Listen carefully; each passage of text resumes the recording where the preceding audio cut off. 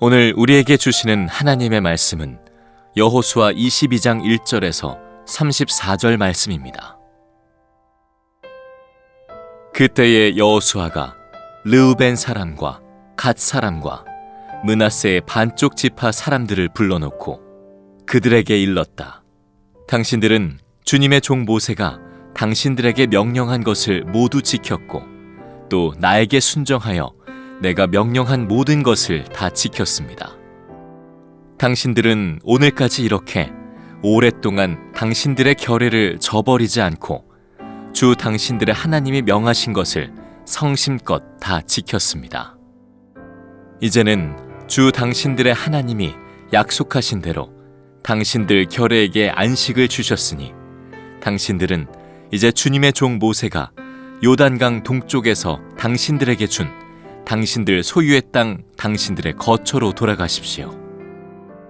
제사장 비느하스와 회중의 대표자들 곧 그와 함께 간 이스라엘의 천천만만 백성의 가문 대표들이 르우벤 자손과 갓 자손과 동쪽의 므낫세 자손의 그 말을 듣고 기뻐하였다. 제사장 엘르아살의 아들인 비느하스가 르우벤 자손과 갓 자손과 동쪽의 므낫세 자손에게 말하였다. 당신들이 이번 일로 주님께 반역한 것이 아니기 때문에 우리는 오늘 주님께서 우리 가운데 계심을 알았소.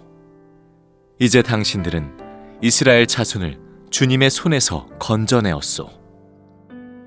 제사장 엘르아살의 아들인 비느하스와 백성의 대표들이 길르앗 땅에 있는 르우벤 자손과 갓 자손을 만나본 다음에 가나안 땅으로 돌아와서 이스라엘 자손에게 그대로 보고하였다. 이스라엘 자손은 그 보고를 듣고 기뻐하면서 이스라엘 자손의 하나님을 찬송하였다. 그래서 르우벤 자손과 갓 자손이 거주하는 땅으로 쳐 올라가서 그들을 멸하자 하는 말을 다시는 하지 않았다. 르우벤 자손과 갓 자손은 이 단을 일컬어 주님께서 하나님이심을 우리 모두에게 증명함이라고 하였다. 아멘. 하나님의 말씀입니다. 여러분의 가정과 우리 교회 공동체에 하나님의 평화가 충만하시기를 축복합니다. 참 안타깝지만 우리 성도의 가정 안에도 불화가, 또 교회 공동체 안에도 다툼과 분열이 참 많이 있습니다. 그러므로 우리가 어떤 일이 있어도 하나 되어지는 것에 대한 훈련을 꼭 해야 합니다.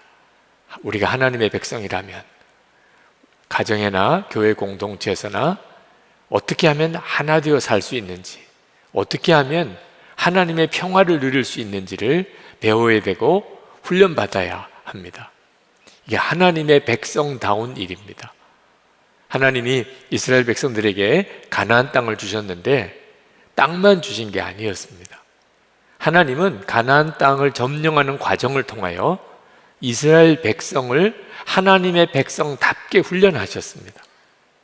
그러니까 요단강을 건널 때도 그냥 건너게 하지 않으시고 먼저 믿음으로 한 발을 내디디고 그리고 요단강을 가르시고, 여리고성도 그냥 무너뜨려 놓고 들어가라 하지 않으시고 먼저 하루에 한 바퀴씩 7일째는 7번을 돌게 하신 다음에 여리고성을 무너뜨리시고, 아간의 죄를 하나님이 아주 엄히 물으시고, 그리고 갈렙의 믿음 하나님이 쓰셔서 헤브론 산지를 주시고, 그렇게 가나안 땅을 정복해 나가는 과정이 이스라엘 백성다운 훈련이기도 했고, 그리고 도피성을 만들어서 살인자라도 품을 수 있는 마음, 레위 지파를 두시고 그 레위 지파를 섬기면서 하나님과 관계를 늘 점검하게 하시고, 그렇게 하셨던 하나님이 이 여호수아 22장에서는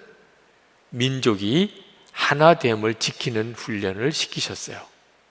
오늘 우리에게 주시는 굉장히 중요한 교훈입니다.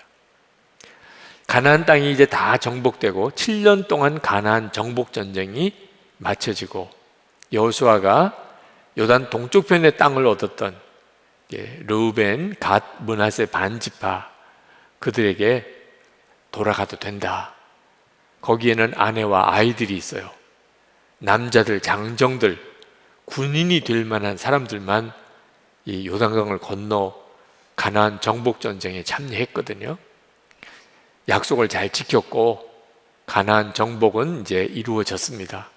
그래서 이제 그들에게 집으로, 땅으로 돌아가라 그러면서 감사하다, 약속을 지켜주어서, 그리고 축복했어요.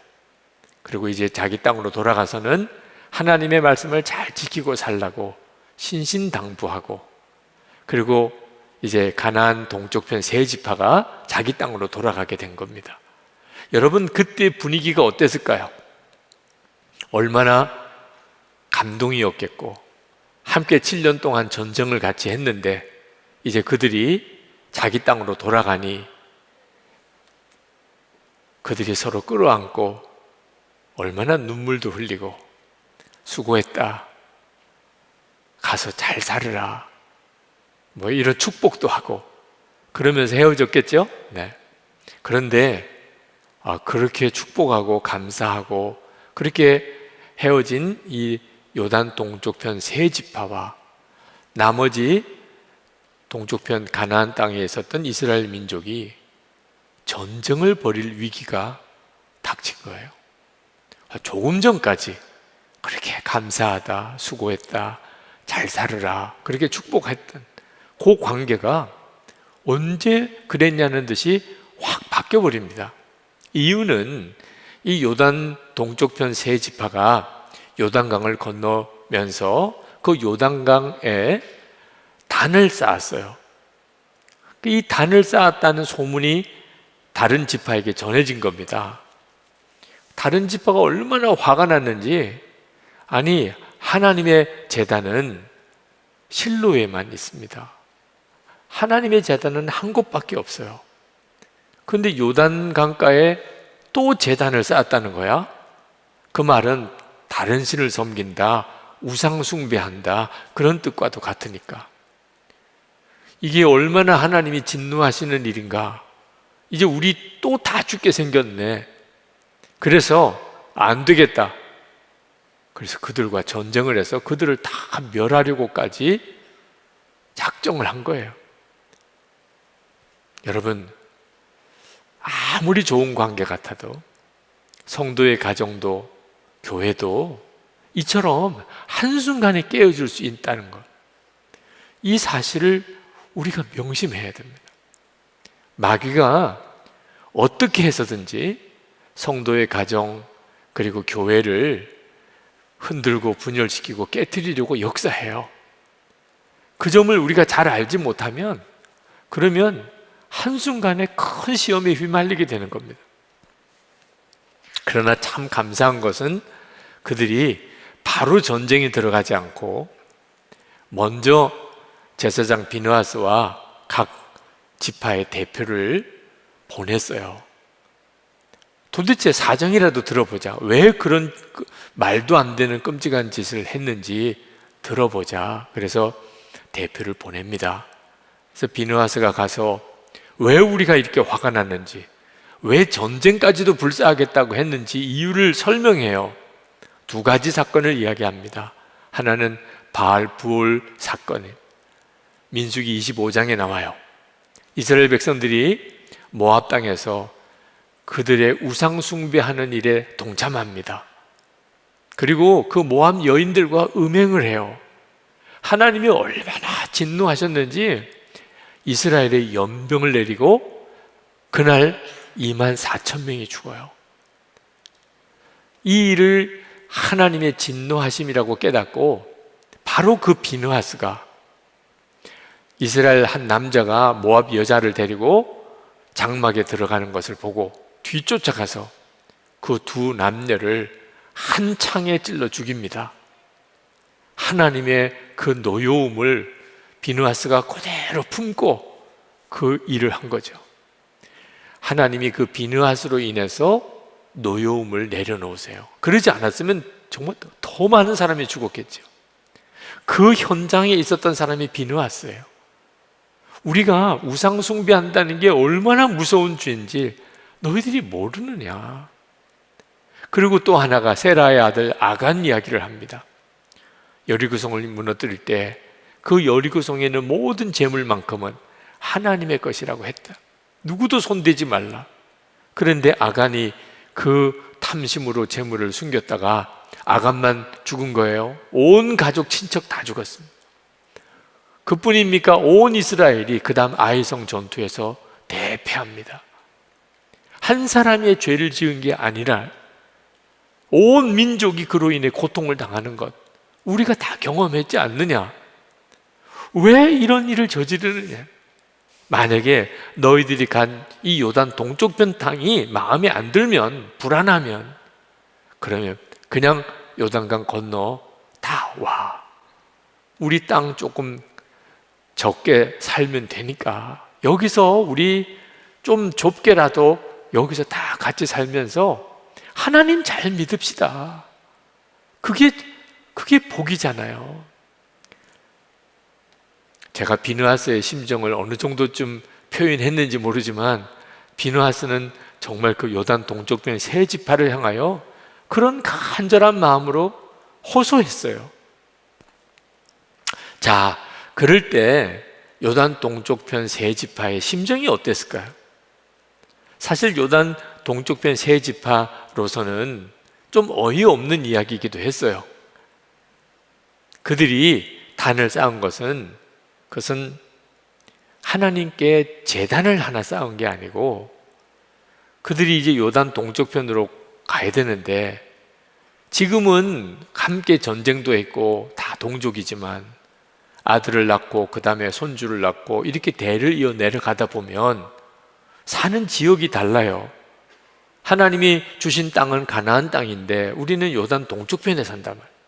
어느 순간에 우리 후대에 가서 너희들은 이방인이야, 너희들은 우리 동족이 아니야, 이렇게 나오면 어떻게 하냐 말이에요. 우리도 이스라엘 민족이야. 그리고 가나안 정복할 때 우리도 함께 참여해서 7년 동안이나 함께 싸웠어.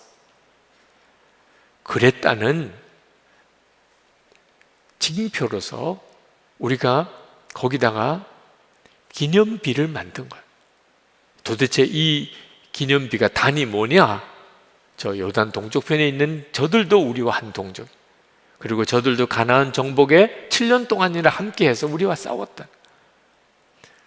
그렇게 하자고 세운 거라. 28절에 이것은 다만 우리와 당신들 사이의 관계를 증명하려는 것뿐입니다. 여러분, 이 요단 동쪽편 세 지파가 이렇게 설명을 하지 않고 화부터 냈다면 어땠을까요? 충분히 그럴 만한 일이에요.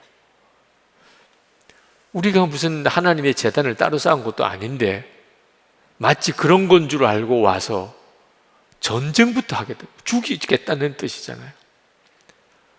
아니, 우리가 7년 동안 당신들과 함께 우리 땅도 아니고 당신들이 살 땅을 전쟁해 가면서 그 가나안 정복을 위해서 우리가 그렇게 희생하고 우리의 아내와 아이들 다 내버려 두고 여기 와서 우리가 이렇게 고생하고 이제 돌아가는 길이고 당신들이 얼마 전에 우리에게 감사하다, 수고했다, 축복한다 그래 놓고 이게 무슨 일이냐 말이야.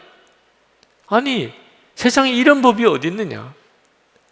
화를 내고 아니 우리가 싸우자 이렇게 나올 수 있는 거예요. 여러분, 오해 받아보셨습니까? 하지도 않은 말 했다 그러고 하지도 않은 일 했다고 이런 말 들어보셨나요? 그거 얼마나 참기 어렵습니까? 그 자존심 상하고 모욕감이 느껴지고 배신감이 느껴지는, 여러분 그런 경험 있으세요? 지금 요단 동쪽편 세 지파가 그런 상황인 거예요. 그런데 그들이 참 침착하게 조리 있게 자기들의 이유를 쭉 설명하잖아요. 전쟁을 하러 왔다가 먼저 설명부터 들어보자. 그리고 온 이 서쪽 지파 사람들 참 억울한 오해를 이렇게 받으면서도 자기들 사정을 잘 설명하는 것 때문에 전쟁이 되지 않고 오히려 큰 기쁨이 그 이스라엘 민족 사이에 일어난 거예요.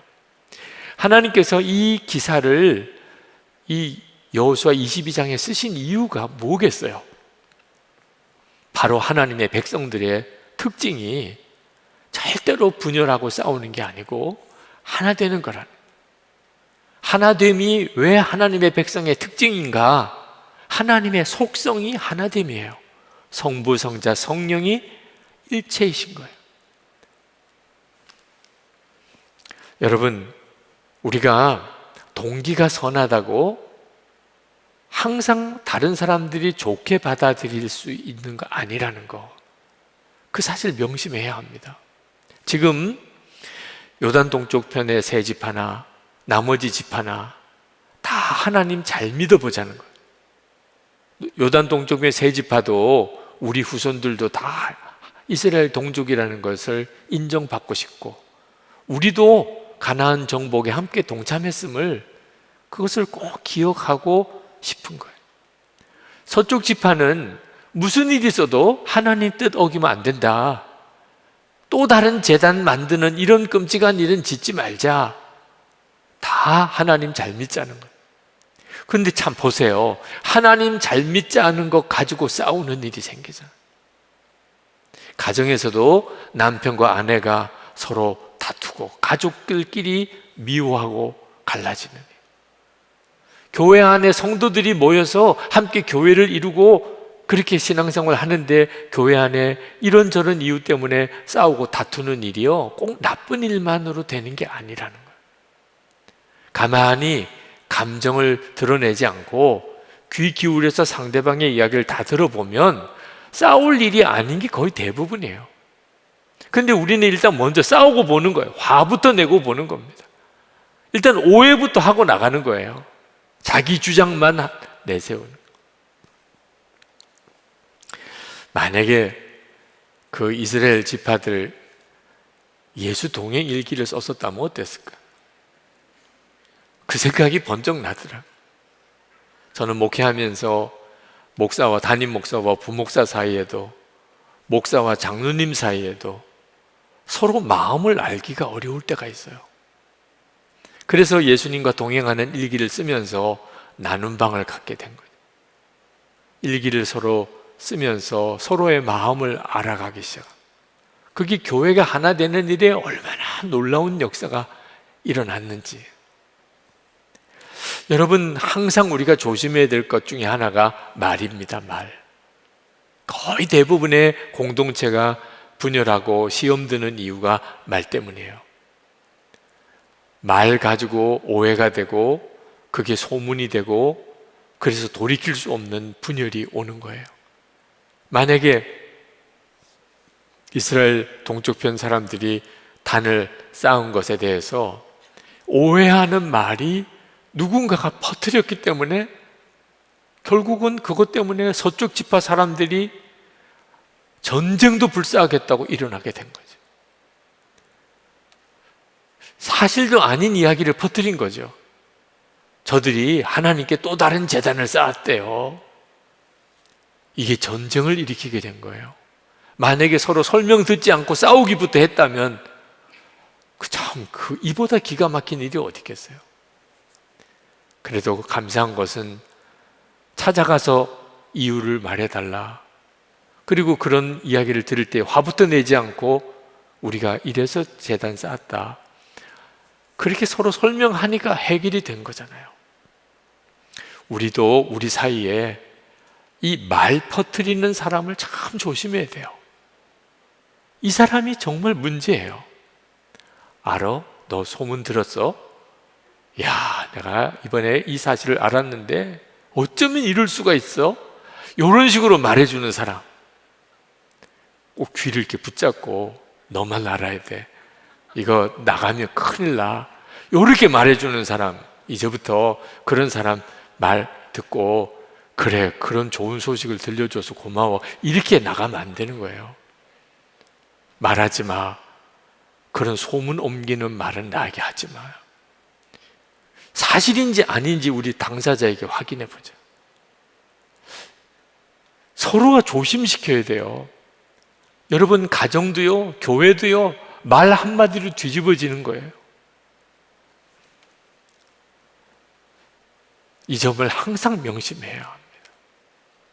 말 소문내는 사람, 이 사람을 정말 조심해야 돼요. 여러분 스스로도 그런 일에 쉽게 휘말리지 않아야 하고, 그리고 더 중요한 것은 이런 시험과 갈등이 생겼을 때 무엇보다도 우리가 먼저 감정으로 대하거나 섣불리 반응하지 말고 주님을 바라봐야 됩니다. 저는 이 이스라엘 동쪽 지파가 그런 전쟁을 하겠다고 서쪽 지파 사람들이 몰려왔을 때 차분하게 대응한 것이 참 놀라워요. 어떻게 그럴 수 있었을까? 근데 오늘 말씀을 묵상하며 보니까 그들이 진짜 하나님을 믿은 거예요. 하나님을 진짜 믿으니까 감정으로 대하거나 또 서로 싸우려고 하지 않고 그들이 차분하게 설명하고 이해를 구하고 할 수 있었던 거예요. 22절을 봅시다. 요단 동쪽 지파 사람들이 자신들이 어떤 동기로 단을 쌓은 것을 설명하는데, 하나님은 주 하나님은 전능하십니다. 주 하나님은 전능하십니다. 우리가 왜 그렇게 하였는지 주님은 아십니다. 이 확신 때문이에요. 만약에 동쪽 지파 사람들이 다른 의도가 있었다면 아마 이렇게 말을 못했겠죠.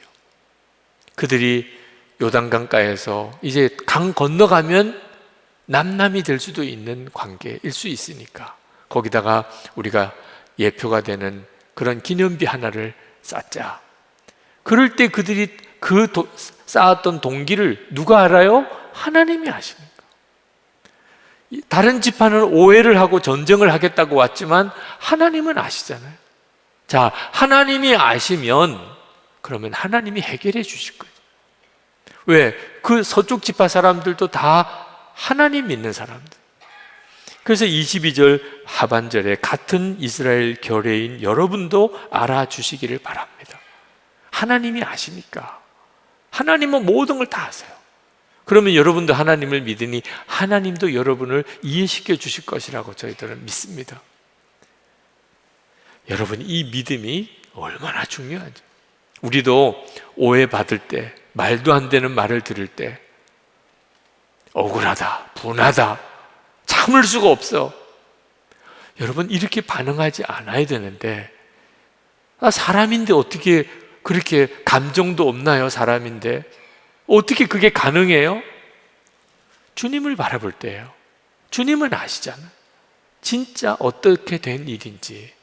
사람은 모르지만 주님은 아시잖아요. 여러분, 이렇게 주님이 믿어져야, 주님이 아시면 됐지 뭐, 충분하지 뭐. 왜? 주님은 살아 역사하시니까. 나중에 누가 잘했는지 못했는지 다 주님이 밝혀주실 거니까. 이게 믿어지는 사람은 목소리를 크게 안 내요. 화부터 내지 않아요.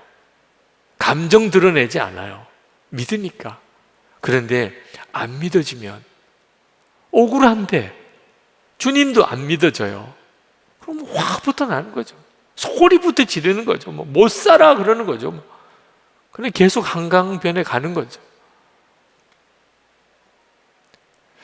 여러분, 진짜 우리에게 필요한 것은 주님은 정말 함께 계시고 모든 걸 아신다. 그리고 주님이 다 해결해 주신다. 진짜 하나 될 수 있을까요? 이제는 그런 질문에서 이제 믿음을 바꿔야 돼요. 하나 된 거예요, 이미. 부부는 이미 하나 된 거예요. 교인들은 서로 주 안에서 이미 한 몸이 되었어요. 에베소서 4장 3절에 평안에 매는 줄로 성령이 하나 되게 하신 것을 힘써 지키라.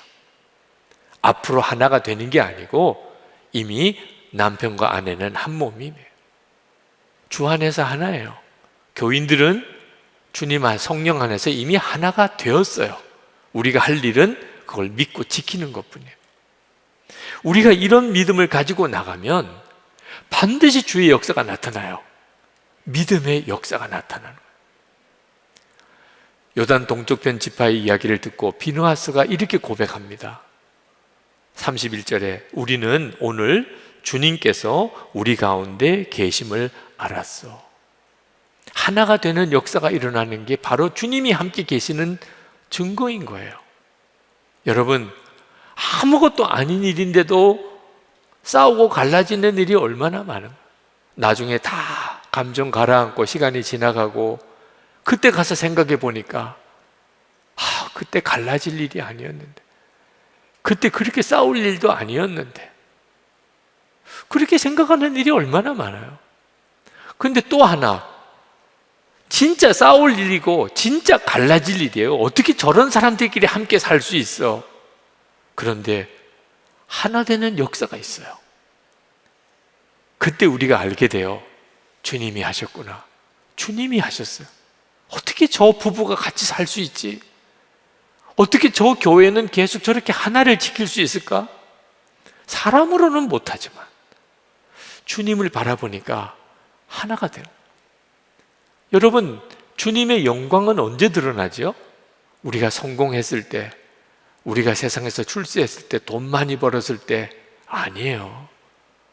싸우고 갈라질 수밖에 없는 관계인데 하나가 되었어요. 이건 세상에서 볼 수 없는 일이잖아요.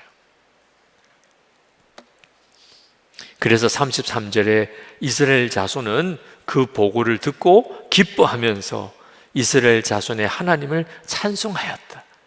조금 전까지 싸우겠다는 사람들이, 전쟁하겠다는 사람들이 이제는 함께 하나님을 찬송했어요. 이게 바로 하나님께서 영광을 받으시는 일이라는 거예요. 비밀은, 이렇게 될 수 있는 비밀은 항상 주님을 바라보는 겁니다. 인도 선교사였던 스탠리 존스 선교사님이 우리들이 연합하려면 그 무엇이 아니라 그 누구를 목표로 하여야 한다, 그런 말을 했어요. 저는 최근에 한국교회 연합 모임을 참 많이 참석하게 됩니다. 여러 가지 사정과 제 위치 때문에 이런 한국교회 모임에 가게 돼요. 그때 항상 생각해요. 스탠리 존스 선교사님의 말을. 그 무엇 때문에 모이면 시간이 지나가면 갈등이 생기고 다툼이 생기고 갈라져요. 그게 선교든 전도든 봉사든 아무리 좋은 가치든 그 무엇으로 모이면 항상 시간이 지나가면 싸우고 갈라져요. 근데 예수 그리스도 그분을 중심으로 모이면 서로 다르고 또 서로 특색이 있고 은사가 다른 게 다 조화가 돼요. 부부 사이에도 우리 잘 살아보자고 모이면 싸워요. 참 기가 막히죠. 잘 살아보자고 살면서 싸운다니까요. 근데 예수님으로 만나면, 그러면 서로가 그렇게 다른데도 잘 살아가요. 교회 공동체는 예수님으로 모인 곳이에요. 오늘도 2부 예배 후에 교인 한 분과 마음이 갈등이 생기고 아프고, 그전 교회에도 그것 때문에 상처가 생겨서 교회를 떠났는데 여기서도 그런 아픔이 있다고. 그런데 오늘 말씀을 듣고 정말 주님 바라보고 여기서는 극복했으면 좋겠다. 목사님 기도해 주세요. 주님 바라보면 이제는 극복해야 돼. 이제는 여기서 이겨야 돼. 하나 될 수 있어 하시는 거거든요. 사도 바울은 고린도 교인들에게 서로 싸울 거면 성찬 받지 말라고 그랬어요. 싸우고 성찬 받으면 그게 그에게 화가 돼요. 고린도전서 11장 20절에 그런즉 너희가 함께 모여서 주의 만찬을 먹을 수 없으니, 이 정도로 심각한 거예요. 누구 미운 사람 있고 내가 누구와 싸우고 그러면 성찬, 나 누구랑 싸웠으니 성찬 못 받습니다, 이렇게 나와야 된다는 거예요. 이건 사도 바울 개인 이야기가 아니에요. 예수님이 하신 말씀이에요. 마태복음 5장 23절 24절에 그러므로 예물을 제단에 드리려다가 거기서 내 형제에게 원망 들을 만한 일이 있는 것이 생각나거든 예물을 제단 앞에 두고 먼저 가서 형제와 화목하고 그 후에 와서 예물을 드리라. 오늘 여러분은 그냥 이렇게 예배 드리겠으니 뭐 어쩔 수가 없지만 다음에는 누구랑 싸우면 예배 오면 안 돼요. 하나님 안 받으시니까 그 사람하고 화해한 다음에 그리고 예배 와야 돼요. 다음 주부터는 아무도 안 나올까 봐 걱정이 되기도 합니다만 주님은 예배 드리지 말라는 데 초점이 있는 게 아니고 하나님께 예배 드려야 되는데 그러면 내가 풀어야지, 그 사람과의 화해해야지, 이런 자세를 가져야 될 정도로 이 문제는 심각하다는 거예요. 이번에 장로 수련회를 하면서 장로님들과 책 한 권을 같이 읽었어요. 프랜시스 첸 목사님이 쓰신 Until Unity, 오늘 설교 제목입니다. 예수로 하나 될 때까지. 그 제목의 책을 같이 읽었어요. 왜 그 책을 읽었나? 우리 선한목자교회도 한순간에 깨어질 위기가 항상 있어요. 예수로 하나 될 때까지. 이건 우리에게도 매우 중요한 제목이에요. 여러분 가정이나 또는 교회 공동체에 시험이 생기고 위기가 왔다면 이 프랜시스 첸 목사님의 예수로 하나 될 때까지 이 책을 꼭 한번 읽어보세요. 여기 이 책 속에서 프랜시스 첸 목사님이 하나님 앞에 참 두려운 마음으로 회개하는 부분이 나옵니다. 134페이지부터 나옵니다. 제가 그 부분을 요약해서 읽어드릴게요. 나는 이제 분열을 일으키기가 두려워졌다. 고린도전서 3장을 다시 연구한 결과 최근에 내가 의식적으로나 무의식적으로 교회 분열에 일조하는 말과 행동을 했던 상황들을 돌아보고 깊이 회개하였다. 고린도전서 3장 16절 17절에 나와 있는 하나님의 경고만큼 두렵고 떨리는 말씀은 없다. 너희는 너희가 하나님의 성전인 것과 하나님의 성령이 너희 안에 계시는 것을 알지 못하느냐. 누구든지 하나님의 성전을 더럽히면 하나님이 그 사람을 멸하시리라. 하나님의 성전은 거룩하니 너희도 그러하니라. 하나님이 그 사람을 멸하시리라. 이 말씀이 얼마나 심각한 것인지를 항상 기억해야 한다. 거룩한 성전에 대한 하나님의 열정은 맹렬하며 형제 자매에게 던진 모든 부주의한 말은 심판을 받을 것이다. 그리스도를 자랑하는 말 외에 우리의 입에서 나오는 모든 자랑은 분열을 일으키고 성전을 더럽힌다. 하나님, 우리를 불쌍히 여기소서.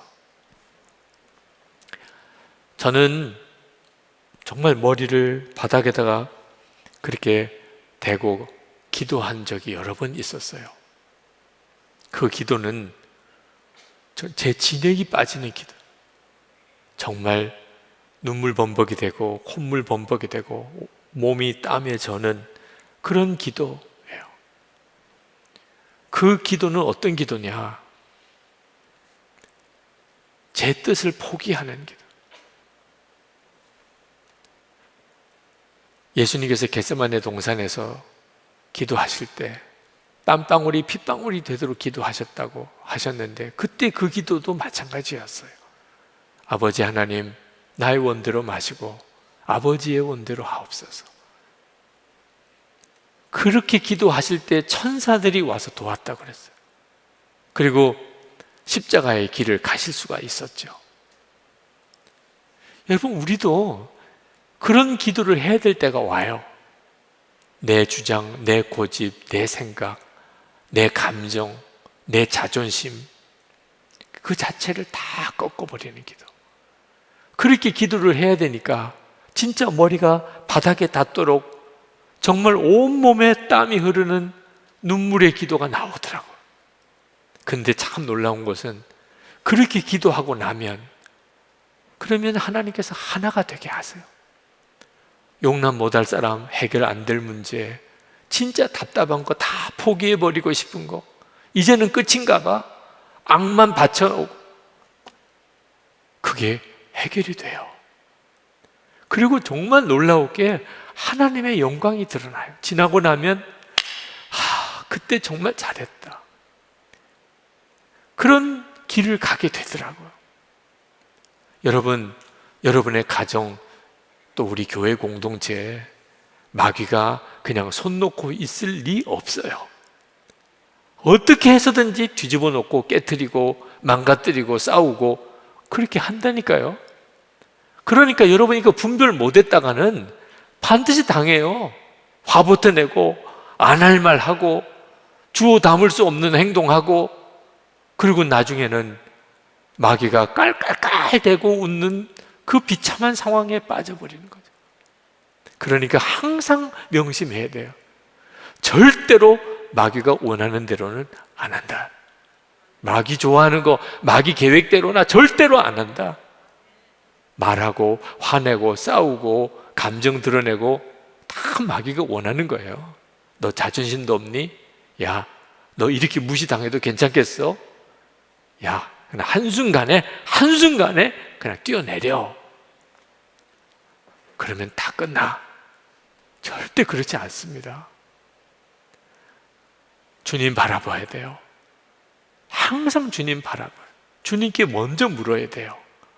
요단 동쪽 지파 사람들, 주님께 먼저 묻고 기도했다면 아마 서쪽 지파 사람들에게 먼저 그 이야기를 하고, 그리고 기념비도 세웠을 거예요. 문제가 될 게 없죠.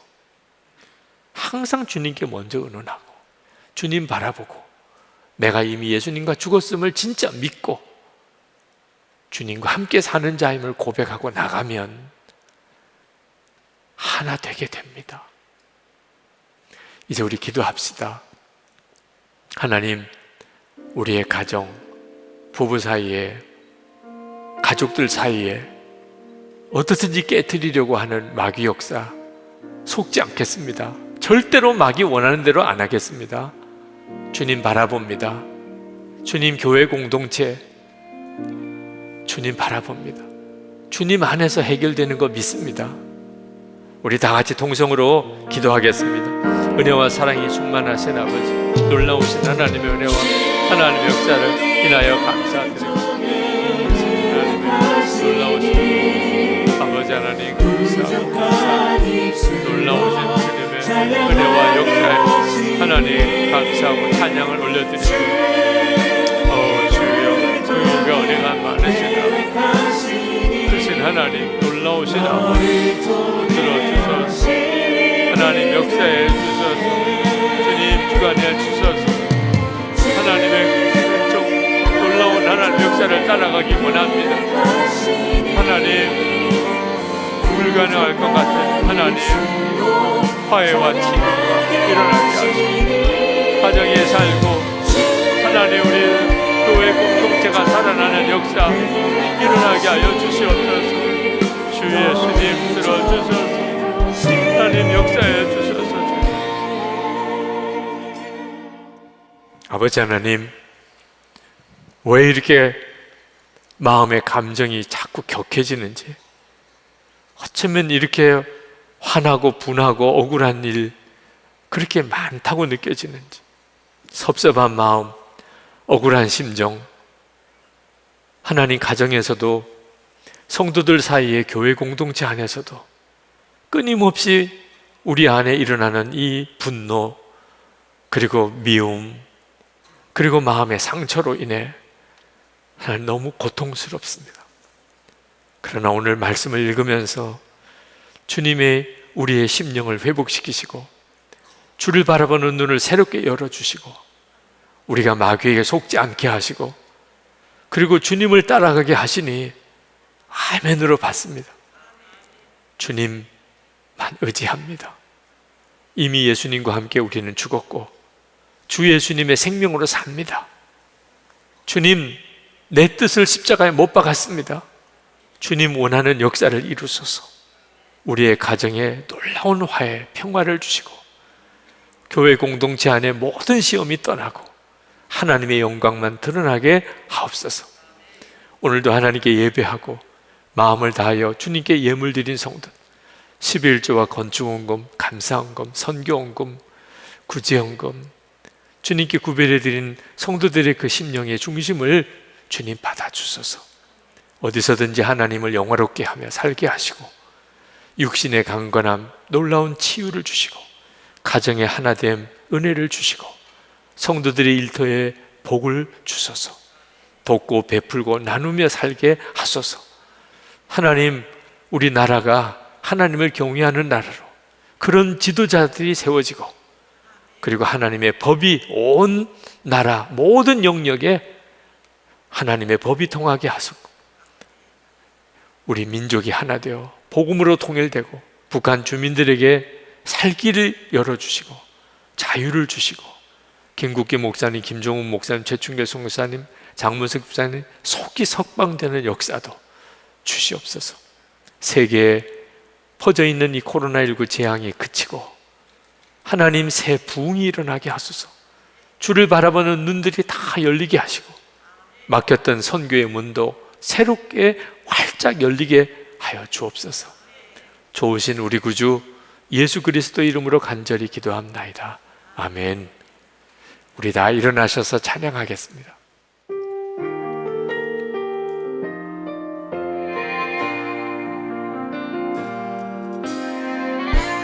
주 안에 우린 하나, 모습은 달라도 예수님 한 분만 바라네.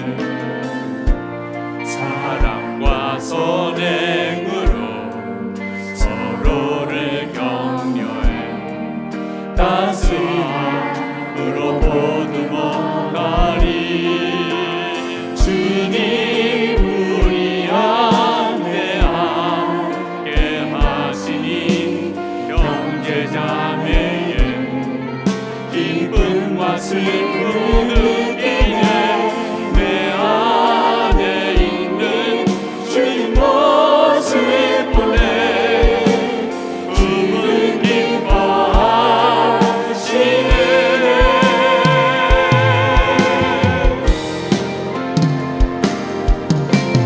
주님 우리 통해 계획하시니 부족한 입술로 찬양하게 하시니. 주님 우리 통해 계획하시니 너를 통해 하시는 기대. 주님 우리 통해 계획하시니 부족한 입술로 찬양하게 하시니. 주님 우리 통해 계획하시니 너를 통해 하시는 기대.